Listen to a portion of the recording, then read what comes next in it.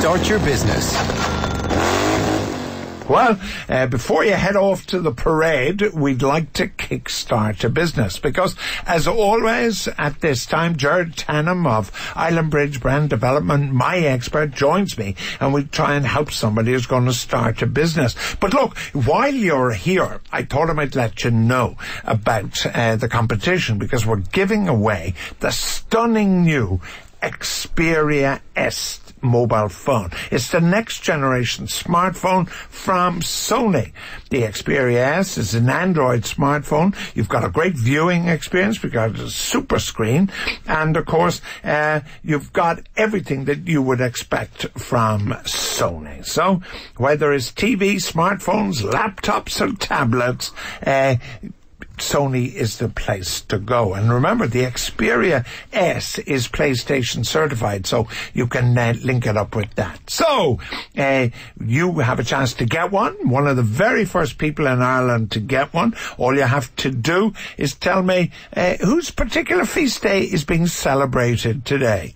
Who thinks up these questions? Anyway. All right. Well, we hope you know the answer. Text phone together with your name and answer to 53106. As much as I would like it, it is not St. George's Day. And by the way, if you want to kickstart your business, do send me a mail to deargeorge@newstalk.ie. And don't forget, the Xperia S is now available from your mobile operator nationwide. Jared Tannum, good morning. Good morning to you, Happy George. St. Patrick's Day. And to you too. You're looking magnificent in green. As always. As always. Were you, as a matter of interest, before we go to our guest, were you an inveterate parade watcher with your children? No, we went from time to time, but it was always a bit of a mixed bag as far as we were concerned, because you had to get in so early and hang around, and the parade never seemed to start on time. But yeah, thank you very much. I'm glad to see there is one other parent like me. I was a disaster as well, and all my children's friends had parents who took them in. So that's good. Now, who have we got today? Our guest today is Rob Quigley of MotionFox. And MotionFox is a range of expandable, high-visibility activewear. They describe it as activewear with attitude. And it's available for purchase through a growing range of retailers and through MotionFox's own online store, which is MotionFox.com. Okay. What's activewear? Is this for riding bicycles and running and all that sort of stuff? Yeah, essentially, it started for Rob. He's a cyclist himself by background, and he was I suppose, finding that the high visibility options that were available to him, the jackets and stuff, didn't allow him to have a bag on the back of it, because what was happening was that it was blocking out the visibility. It was kind of okay, all right. So there was a sense in which, from his own sense of where do I find something that has an expandable element to it, couldn't find it, so let's make it. Yeah, I was wondering when you were going to get your own bag for all the nasty things about it. I say to you on Saturdays, now I realise you bring a cyclist into the studio. A cyclist, no less. Rob, welcome. Thanks, George. Good morning to you. Morning. And you've got some activewear in front of you. It's MotionFox.com is the place to look. What is it exactly? So at MotionFox.com, what we have is it's an expandable high visibility vest. So it's not just for cyclists now. It could be motorcyclists, walkers, runners, hikers. And what we actually have is just 3 simple snap fasteners on either side of the garment. So you can expand it, so you can wrap it around you and your bag. So it gets away from people. You might see them, they could be cycling or on a motorbike, and they have a high-vis vest, but then they cover it up with a rucksack, because they have a change of clothes, they have their lunch in it, whatever, for where they're going. You are so right. Funny, sorry, Rob, sorry. Sure, the great ideas are always simple, yes, aren't they? Yeah. Like the fellow who invented the mousetrap became a millionaire, but it was such a simple idea. This is a brilliant idea, because when I'm, giving out about cyclists at night, driving home in a car, it's because the bag covers up the thing. This is brilliant. Yeah. I'm sold. Yeah, I mean, I won't buy it because I refuse to get on a bike, but this is a brilliant idea. Thanks, George. Cheers. So what we have is a few other features like elastic around the base so it doesn't flap in the wind, and we have all the retroreflective material so it reflects at night, reflects the car's headlights. We've got a range of different colours. So we've got blues and pinks as well as the traditional yellow. So we're trying to introduce a bit more style, maybe. It's, safe but a bit stylish. Now, are they only vests? In other words, we don't have trousers here, or we don't have something else like a one? At the moment, it's only a vest, but this is just our first product. So we have others that we're developing. The next thing we have is a range particularly targeted at primary school children. So because they all have school bags, and the vest that they, give them, the school bag covers that. It's almost bigger than the child in some cases. So we have, fun designs. We're trying to make high visibility clothing a bit more accessible and a bit more appealing to people. All right, Rob Quigley of MotionFox.com is the organisation we're trying to kickstart this morning. I don't like MotionFox at all. Don't you? I think MotionFox is like your man in not Tom and Jerry. Do you remember the fellow Roadrunner? Yes. My instinct, when you said to me, MotionFox.com, I said, this is cartoons for Disney. No. Well, I think there's a couple of things there. I think you're not the target market here, so I think that's very the first obvious. thing. Okay. Apart from your love of the cyclist, but I think it's a great name. In fact, I think it is a name that has a bit of attitude in it, and I think it's one of those things that when you're told that it's kind of active wear from MotionFox, that makes sense. I think it's a great starting point. I am disappointed with the way that they have translated it visually, and I'm not talking about the cartoons necessarily, but in the sense that I think that they're going to really build on that sense that we have attitude. I want to see some of that attitude, and at the moment what we've got is a fairly kind of a generic type of a rendering of a fox taking the F, which is, I think, again, probably a good starting point, but I think ultimately the success of this is going to come down to the fact that if people want to wear it, I think the functionality is great, and I think there will be a sense in which practically people will move naturally from the traditional high-vis vest, which is a bit of a imposition. I don't really want to wear it, but I should. And I think to bridge that gap between I should to I want, I think they have to really play up that element of identity, of personality, of all of those. Well, I must say you caught me on the hop this morning, because you started off so positively, which is so unlike you, about any business. You invariably send our businesses into fits of depression, but then you reverted to type by telling them his website's no good. Okay, that's all right.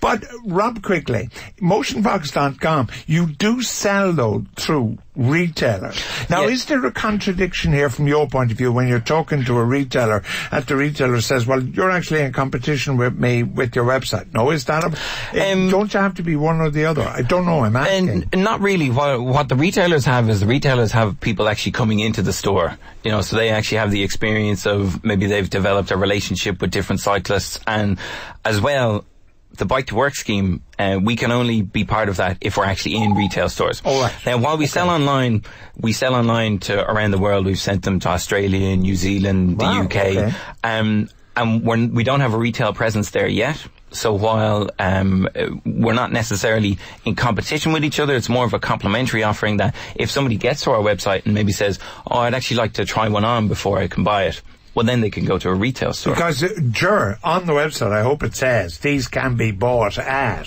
Yes, well, whilst they're not necessarily directing to the stores yet, they are talking about the fact that they're in certain stores. And I mean, we'll get on in a little bit, I hope, to talk a little bit about that selling process, because I think that's an issue. And I think as it relates, I think the key thing when you are going through retail and online is that Rob can never afford to undercut the retailer. Correct. That was really my point. Because the temptation is to say is that I'm giving up a margin by going through retail. As soon as you have a distributor, you're going to have to pay some margin. And the temptation is to make that your selling point online. So you're saying, if you get it elsewhere, it's this, and if you get it with us, it's less. The online costs also has a post and package, obviously, on top of that. So the retailer should be able to compete in the sense that it still should be preferable to walk in and buy. Now, you said to me something about, I hope soon we're going to get. You don't have to hope. No, get there let's now. Get there. Yeah. Get there. This is the nub of the argument. Yeah, well, again, we often criticise on the show the fact that websites don't kind of show us what they're selling, and MotionFox does. It shows immediately. It's quite a well set up website. It's immediately clear what's on sale, and they've got a lot of components that are supporting the selling process. But at the moment, I would suggest that it's more of a shop window, and there's not enough kind of active selling going. There's not enough calls to action. So you're seeing what's available, and it's well presented. You're being told what it costs, but you're not being asked to buy. Okay, I've been meaning to ask you this for about a year, so I think I'll ask you this morning. Because every Saturday you say, there is not a call to action. Yes. What's a call to action? Well, a call to action is, I suppose, as the term suggests, that idea that you're actually going to be invited to do something, or urged to do something, or incentivized to do something. So it's not just simply that it's there. So it's a little like you're walking past a shop window and you see something in the window, you think that's kind of nice, but there's nothing that then says to you, this is for you. And if you walk into the store, so you can often a call to action through a discount, or through just simply saying to somebody, buy now, or whatever it might be. Rob Quigley, MotionFox.com, what are your thoughts about the Ger Tannum's famous call to action? Yeah, I think that's a very valid point, actually. What we might have been doing so far is presenting the product and presenting the brand and saying, this is the price, but maybe we need something that encourages people to actually make the sale, like make the purchase, to actually not just look at the website, actually buy from us as well. Because I don't like Ger Tannum being the star of my show, so I have to bring him down regularly every Saturday morning. But it's a terribly important concept. I mean, the hardest thing for salesmen to do, and once upon a time I was a salesman, and the hardest thing to do is to ask for the order. Yes. You're with the customer and you're saying, this is a wonderful motor car and it does 33 miles a gallon and all this. But you don't only say, do you want to buy one, sir? And salesmen make that mistake. And clearly, despite the technology advances, Ger, they're not asking for the order on websites either. Yeah, because we're all afraid of the no. It's very easy to say to somebody, do you like the idea of this? And people say, yes, it's a great idea.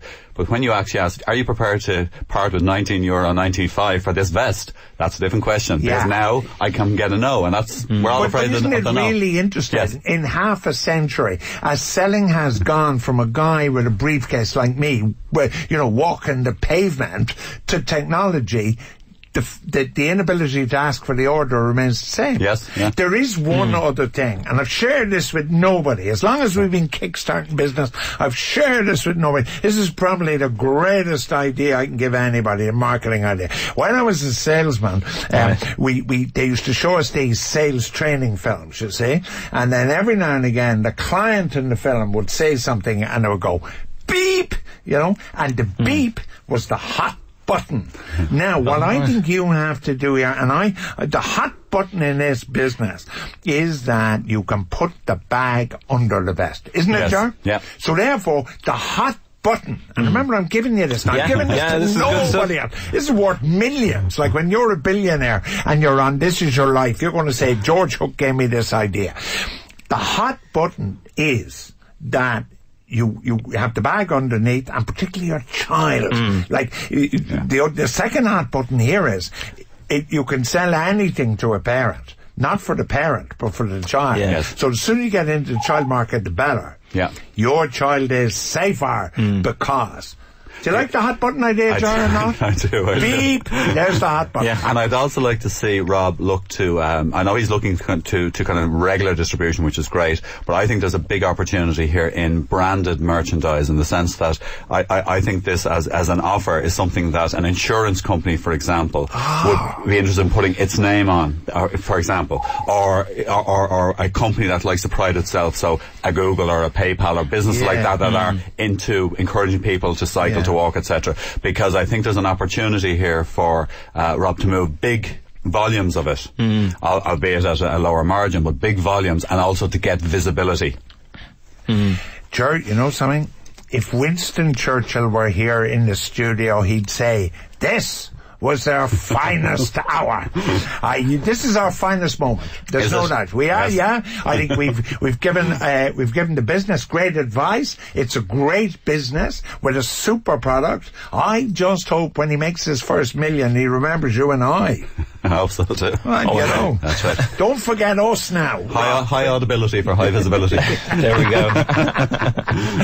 Rob Quigley, MotionFox.com, and you'll be able to be seen whether you are walking, cycling, on a motorbike, no matter what it is. Now, as you know, Ivan Yates all this week has been going on saying I'm a threat to the population because I'm so old I can't drive anymore. Well, if you're on your bike, you'd be better off getting a high visibility vest from MotionFox.com so G Hook will miss you in his car as he's zipping up Wexford Street on the way home to the lovely Ingrid.